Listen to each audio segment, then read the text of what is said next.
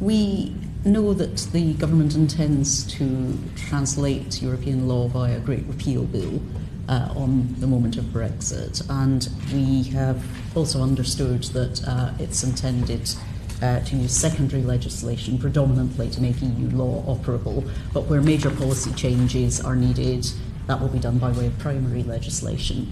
We've seen today commentary on the Institute for Government report that suggests that that could actually amount to quite a substantial legislative burden for this Parliament, suggestions of perhaps between 10 and 15 new bills. So what's the government's plan in relation to managing that span of legislation? You're right, there will be two elements. There will be secondary legislation, and probably quite a lot of it.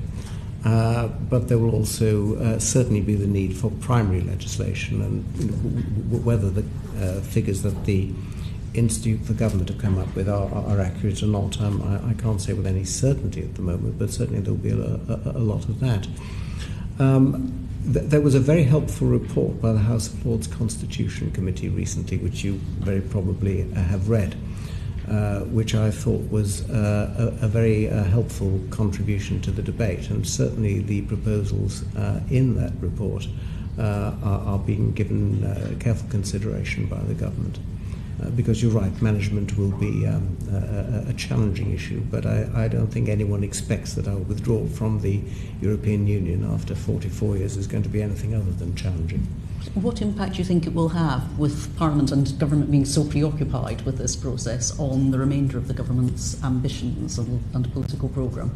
Well, the government fully intends to carry out its legislative programme as indicated in its manifesto. But again, I'm under no illusions it's going to be challenging. I think I'd agree with that. Over what period, if any, has the government assessed that legislation to give effect to EU law and policy consequences might need to take place? That of course depends on the progress of the negotiations, and because clearly the legislation will to an extent have to reflect what largely will have to reflect what is agreed. But I think that all that I can say is before the end of this Parliament. And where currently our position is determined by the fact of some sort of reciprocal arrangement, and that falls away at the moment of Brexit, will that be a priority for a government to replace those arrangements? Otherwise we may be in a vacuum. No, I think actually ensuring that the whole of the British statute book works properly is going to be a priority. In fact, I think it's hard to see how anything can be more of a priority than anything else. We want to make sure that British law works effectively at the moment of our departure, and that's what we're aiming to do. Just to make